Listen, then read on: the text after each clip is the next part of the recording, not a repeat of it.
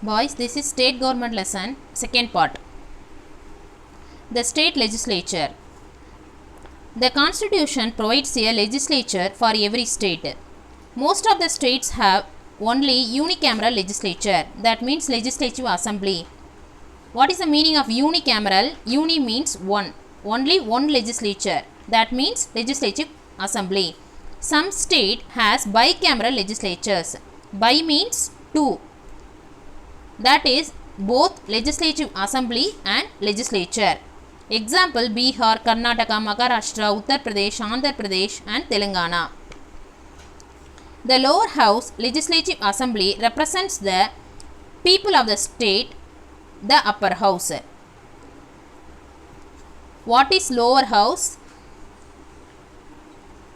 Legislative assembly. What is upper house? Rajya Sabha, that is legislative council. Now we are going to see about legislative assembly. The legislative assembly. The legislative assembly is a popular house. It is the real center of the power of the state. It consists of members directly elected by the people on the basis of adult franchise. We elected the candidates by putting vote, no, that is only called universal adult franchise.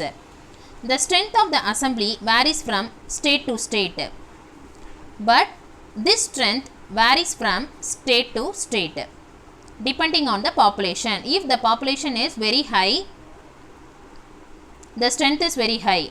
If the population is very low, the strength also very low. However, the maximum strength of the assembly must not exceed 500. What is the maximum strength? Only 500. What is the minimum strength? Only 60 or below 60. The term of office of the legislative assembly is 5 years. What is the term of office? Only 5 years.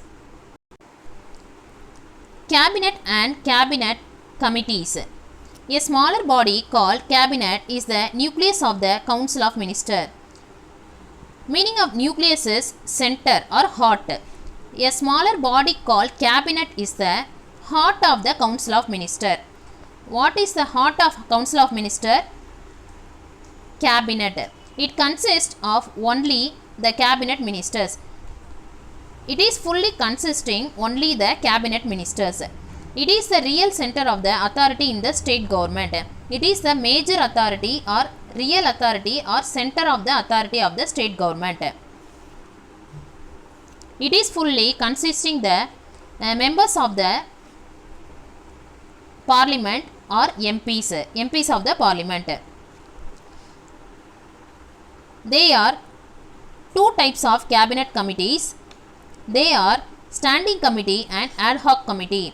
What is the standing committee? That is a permanent committee. What is the ad hoc committee? That is a temporary committee. Next we are going to see about the speaker.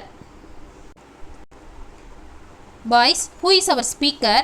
Mr. Appavu is our speaker. The legislative assembly elects two of its members as the speaker and deputy speaker. The speaker and deputy speaker is appointed by the legislative assembly members. The speaker may be removed from office by a resolution of the assembly after giving a 14 days notice. Before 14 days, they must give a notice to the speaker for removing. Such a resolution must be passed by a majority of the members present at the timing of voting. Such resolution also passed by a party members at the time of voting. The speaker does not vacate his house when the assembly is dissolved. He no need to vacate his house at the time of dissolving. He continues to be the speaker until the first sitting of the new assembly. He can continue his sitting until the new assembly started.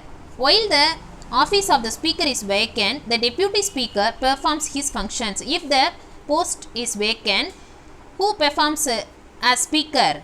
Yes, deputy speaker. What is the meaning of deputy? Assistant. Next we are going to see about the Legislative Council, that is upper house. The Legislative Council is the upper house of the state legislature. The Vidhan Parishads, that is Legislative Council, forms a part of the state legislatures of India. In 6 of India's 28 states, the Legislative Council serves as the upper house of the bicameral legislature. Among 28 states, 6 states have upper house of a bicameral legislature. That is, these 6 states contain both, that is Legislative Assembly and Legislative Council. It is also a permanent house because it cannot be dissolved. Like Legislative Assembly, this Legislative Council also a permanent body because it cannot be dissolved. We cannot dissolve this Legislative Council. Every member of a Legislative Council serves for a 6-year term. So what is the term of years for MLCs? MLCs means member of Legislative Councils, 6-year term. MLCs, that is member of Legislative Council. What is the abbreviation for MLC? Member of Legislative Council. Must be citizens of India, not under 30 years of age.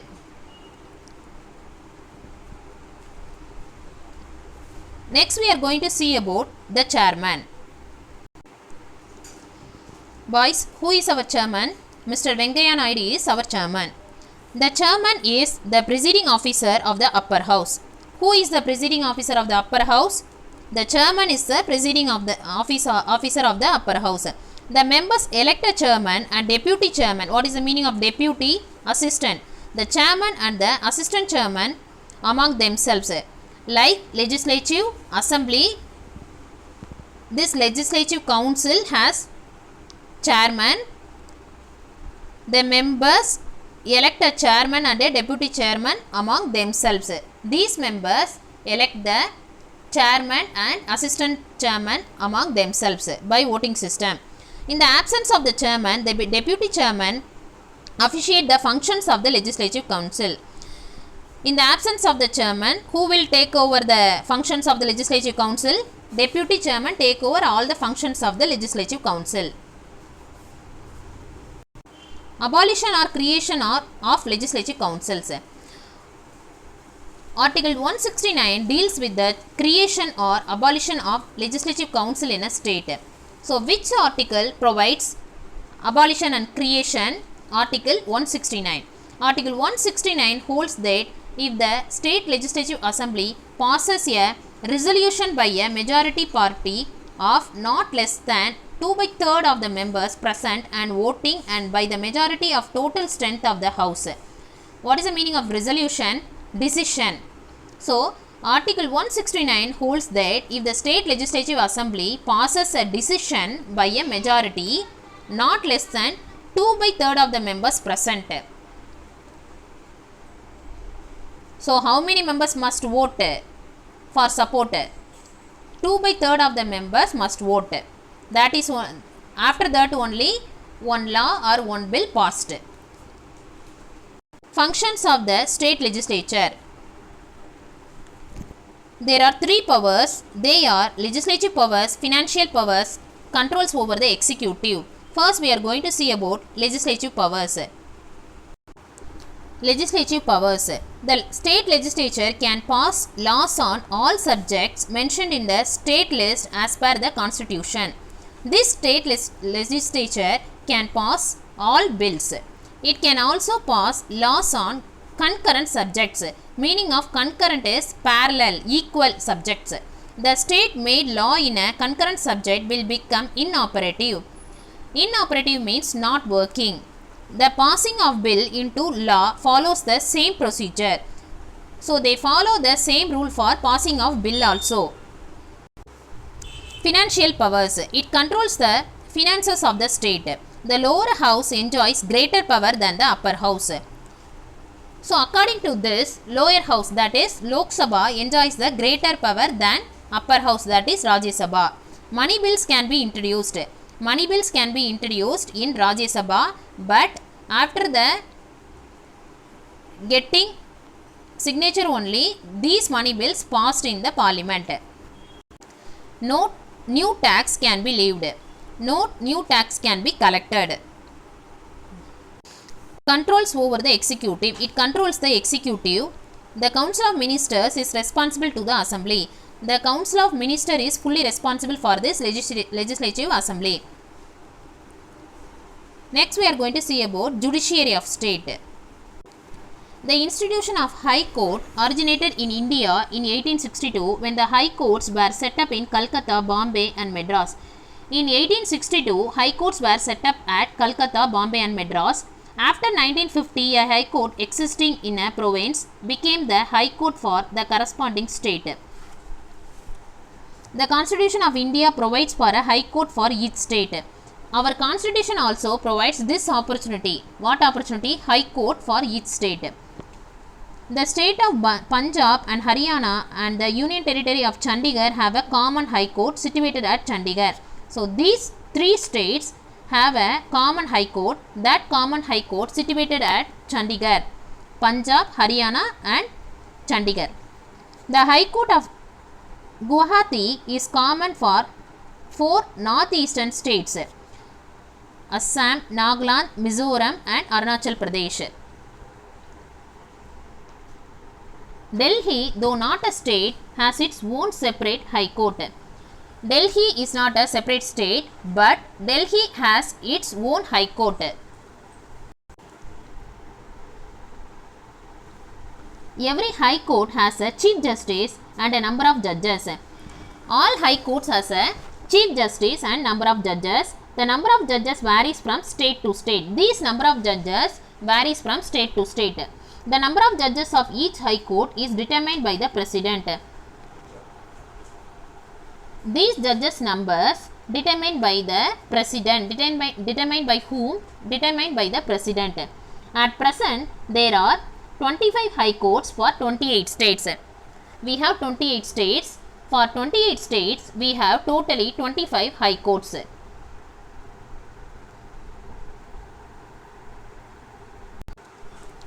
Next, we are going to see about jurisdiction and powers of High Court. So, what is the meaning of jurisdiction? The authority of a court to rule on certain cases. So, the court's authority for ruling for certain cases is called jurisdiction. Under this, we will see about original jurisdiction, appellate jurisdiction, writ jurisdiction, supervisory jurisdiction and court of record. First one, original jurisdiction. The power to handle those cases which cannot be moved in any court other than High Courts. That is called original jurisdiction. I will repeat. The power to handle some of the cases which cannot be moved to any court other than High Court. It is called original jurisdiction. The Presidency High Courts have original jurisdiction in which the amount involved is more than 2000 and in criminal cases which are committed to them by the Presidency magistrates. Next, we are going to see about appellate jurisdiction. This appellate jurisdiction is nothing but the power to handle the cases on appeal against the judgment delivered by any district courts and subordinate courts in the country. So, this is nothing but if one person filed the case opposed to another person, that another person went to the High Court and or Supreme Court to appeal. This is called appellate jurisdiction. Writ jurisdiction. Under Article 226 of the Constitution, the High Courts are given powers of issuing writs not only for the enforcement of the fundamental rights but also for the purpose. Our High Court issuing writs for what purpose? Not only for the fundamental rights but also for the purpose. This writ jurisdiction is nothing but one law or act includes constitution, that is called writ jurisdiction. This writ jurisdiction has the power to issue 5 kinds of writs like habeas corpus, mandamus, prohibition, quo warranto and certiorari. The meaning of habeas corpus is arrested any person be brought before a judge or court before being imprisoned. Before being imprisoned, arrested a person being brought before a judge or a court, that is called habeas corpus. Mandamus, perform a duty is called mandamus. Prohibition, stop a duty is called prohibition. Quo warranto, by what order, this is called quo warranto. Next one, statutory, perform what is going on, this is called statutory. Supervisory jurisdiction, High Court has the power of superintendence over all courts. High Court has the supreme power over all courts. It may be called for returns from them. Make an issue, a prescribed forms in which books, entires and accounts are to be kept by them. Settle the fees payable to the sheriff, clerks, officers. These all are the duties of the high courts. Next we are going to see about court of record. All the decisions issued by the high court are printed and are kept as a record for future references. For future references, all the records are maintained by high court and by the lawyers. High court and the lawyers. If such a need arises, thus it also acts as a court of record. So this high court acts as a court of records. Thank you.